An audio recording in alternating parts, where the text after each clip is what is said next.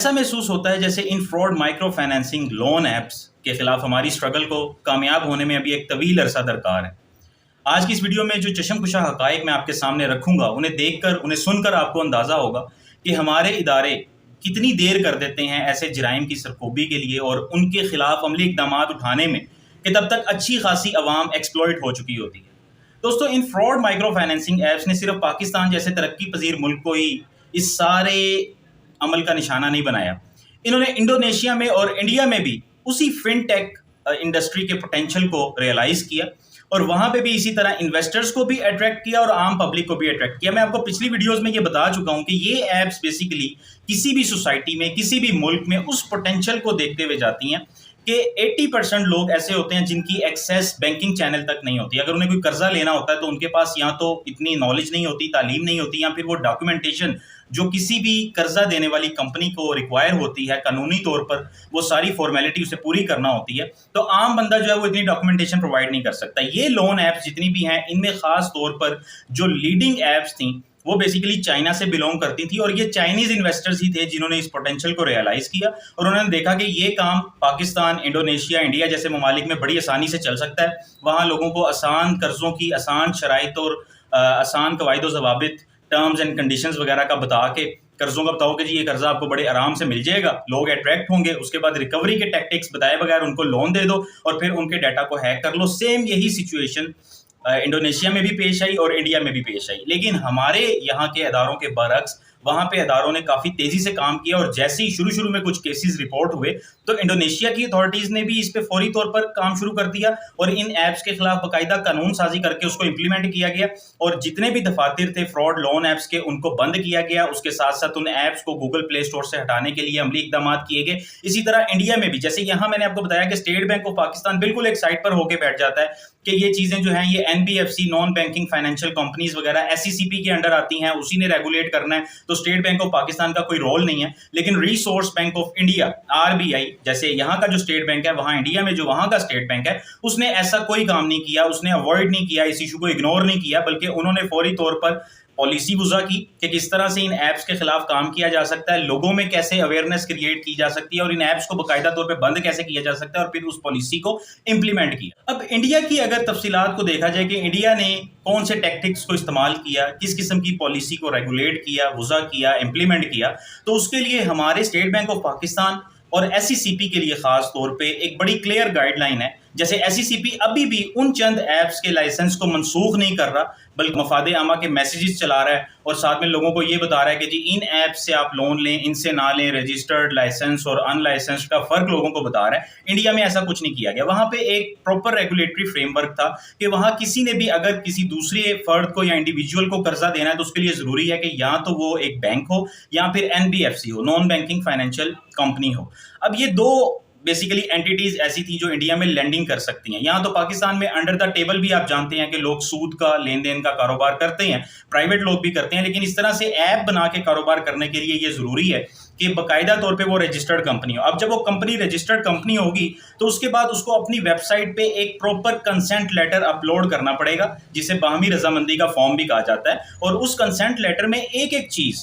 एक एक term and condition लिखी होगी, एक एक शर्त लिखी होगी कर्जे की, कि कर्जे की शरह क्या होगी, शरह सूद क्या होगी, कितनी देर में वो कर्जा वापस करना होगा और फिर उसके बाद उसको रिकवरी करने के लिए क्या क्या टैक्टिक्स वो कंपनी जिसने कर्ज दिया है वो इस्तेमाल कर सकती है। यहाँ पे जो जिस तरह की प्रैक्टिस हुई है, आप लोग अच्छी तरह से जानते हैं कि आम लोगों को तो अंदाजा ही नहीं होता कि टर्म्स एंड कंडीशन नामी भी कोई चीज़ होती है, उसको पढ़ना भी होता है। अगर वो होती भी हैं तो वो इतनी छोटी छोटी करके या इनविजिबल से पैटर्न में लिखी होती हैं कि वो आम बंदा उनको पढ़ ही नहीं सकता। जब ये चीज़ें वेबसाइट पे अपलोड होती हैं तो फिर उन चीज़ों को बाकायदा तौर पे फॉलो भी करना पड़ता है। जब लोग उनको पढ़ लेते हैं तो फिर वो अच्छी तरह से अपने हक को जान जाते हैं कि यार ये कर्जा मैंने इन शराइत पे लिया था, अब अगर ये मुझसे उन शराइत के बरक्स कोई और किसी किस्म की हरकत कर रहे हैं कर्जा देने वाले, तो फिर वो उनके खिलाफ कोर्ट में भी जा सकता है। लेकिन यहाँ पे ऐसी कोई प्रैक्टिस नहीं हुई। बावजूद एक बहुत अच्छे रिलायबल मैकेनिज्म के इंडिया में अथॉरिटीज़ ने बाकायदा तौर पर दोबारा, जैसे ये मैंने पिछले दिनों आपको बताया कि पाकिस्तान लोन ऐप पॉलिसी बनाई गई और फिर SECP ने रेगुलेटरी फ्रेमवर्क को मजीद तकवीत बख्शने के लिए उसको रीशेप किया, रीस्ट्रक्चर किया, तो इंडिया में भी ये काम किया गया।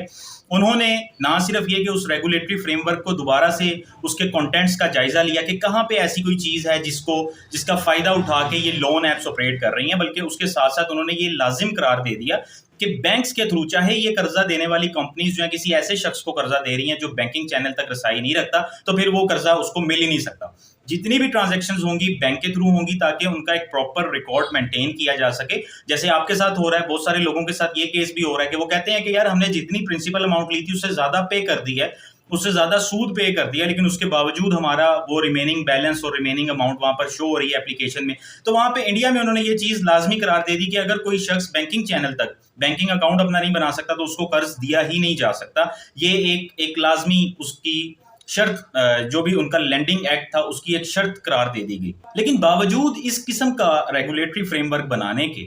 چائنیز ایپس نے اور چائنیز انویسٹر نے اپنا دھندا وہاں پر بند نہیں کیا. اچھا، اب اس کے نتیجے میں انڈین جو ایجنسیز تھیں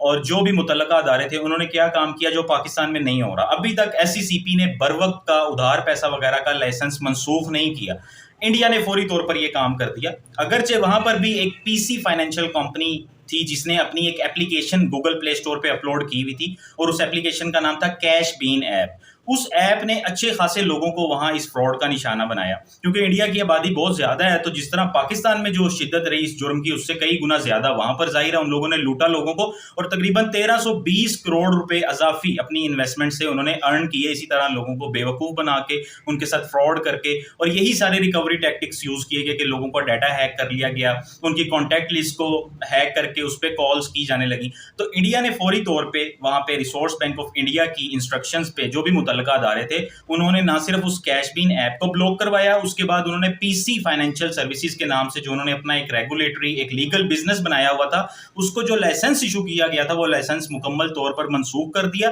پھر ان کے دفاتر پہ چھاپے مارے گئے، لوگوں کو گرفتار کیا گیا، اور خاص طور پہ جو لیڈرز تھے یا جو سربراہان تھے ان اپلیکیشنز کے ان کو گرفتار کر کے ان کے لنکس کو ایویلویٹ کیا گیا، مانیٹر کیا گیا انہیں، اور دیکھا گیا کہ کون سے چائنیز انویسٹرز ہیں یا پیچھے کون سی چائنیز کمپنیز ہیں جن کے ساتھ مل کر یہ لوگ انڈیا میں کام کر رہے ہیں. ان لوگوں تک بھی انہوں نے اپنی رسائی ممکن بنانے کی کوشش کی. اور اسی پہ بس نہیں کی گئی، اس کے بعد انہوں نے کال سینٹر ایجنٹس کو پکڑنے کا کام شروع کیا. جتنے بھی کال سینٹرز انڈیا سے آپریٹ کر رہے تھے، جتنے بھی ایجنٹس جن کی لوکیشن انڈیا میں آئیڈینٹیفائی ہوئی کہ وہ وہاں بیٹھ کے کام کر رہے ہیں، ان لوگوں کے دفاتر پہ کال سینٹرز پہ چھاپے مارے گئے. یہ پتہ چلا کہ وہ جو وہاں کال سینٹر میں ایجنٹس بیٹھے ہوئے تھے وہ صرف ایک کمپنی کے لیے کام نہیں کر رہے تھے، تھرڈ پارٹی ہائرنگ ہوتی تھی اور ایک کمپنی ان کو ایڈمنسٹر کرتی تھی. وہ مختلف کمپنیز کے لیے، لون ایپس کے لیے بھی اور اس کے علاوہ کچھ لیگل کمپنیز کے لیے بھی کام کرتے تھے، لیکن انہیں معافی نہیں دی گئی. ان ایجنٹس کو بھی گرفتار کیا گیا، کال سینٹر ایڈمنسٹریٹرز کو بھی گرفتار کیا گیا، جتنی مینجمنٹ تھی ان سب کے خلاف بھی کارروائی کی گئی تاکہ اس طرح کا جرم جس کی وجہ سے لوگوں کو اتنی پریشانی کا سامنا کرنا پڑا ہے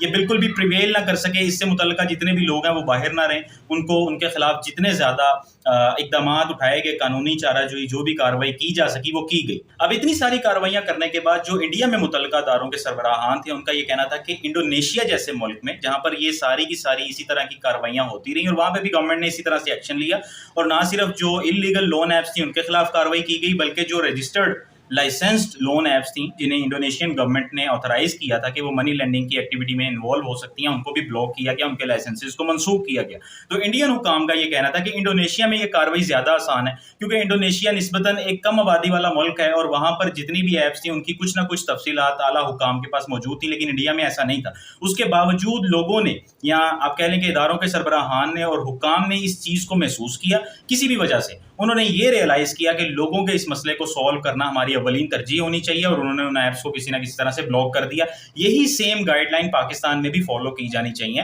ایس سی سی پی کو اس مسئلے کو اس طرح سے ڈیل کرنے کی کوئی اس کا فائدہ نہیں ہے. ایسے نہیں کرنا چاہیے کہ لون ایپس کو جی ہم جنہیں رجسٹر کر رہے ہیں آپ ان سے لون لے لیں، جو لائسنسڈ ہیں ان سے لون لے لیں، بلکہ باقاعدہ طور پر جتنی بھی اس وقت تک لون اپلیکیشنز موجود ہیں آپریٹ کر رہی ہیں لیگلی یا انلیگلی ان کو فوری طور پہ بین کر دیا جانا چاہیے. پی ٹی اے کو اور ایس سی سی پی کو اس ریگولیشن کو پوری طرح سے پریکٹس کرنا چاہیے کہ یہ ایپس پاکستان میں آپریٹ ہی نہ کر سکیں، اور اس کے لیے جو بھی ریگولیٹری فریم ورک بنایا جائے اس کے تحت نئی کمپنیز نئے بزنسز انوالو ہوں، ان کو نئے بزنسز کو آتھرائز کیا جائے، اور پھر اس میکانزم کے تھرو ہی جیسے انڈیا میں انہوں نے کیا کہا، انہوں نے کہا جی जो बंदा टेक्निकली इलिटरेट है, जिसे पता ही नहीं है कि ये एप्लीकेशन क्या होती है, परमिशन क्या होती है, डाटा हैकिंग क्या होती है, साइबर सिक्योरिटी क्या होती है, उस बंदे को लोन दिया ही ना जाए। उसको उसके साथ ये नेकी आप लोग ना करें कि जिस नेकी का खुमियाजा, जिस नेकी का ये नतीजा निकले कि वो बाद में खुदकुशी करने पर मजबूर हो जाए, उसके साथ इस नेकी करने की इजाज़त इंडियन गवर्नमेंट कम अज़ कम नहीं देगी। तो इसी तरह पाकिस्तान में भी यही होना चाहिए कि चाहे बैंकिंग चैनल तक रसाई मुमकिन नहीं है, लेकिन उन टर्म्स एंड कंडीशंस को थोड़ा सा आसान कर दिया जाए,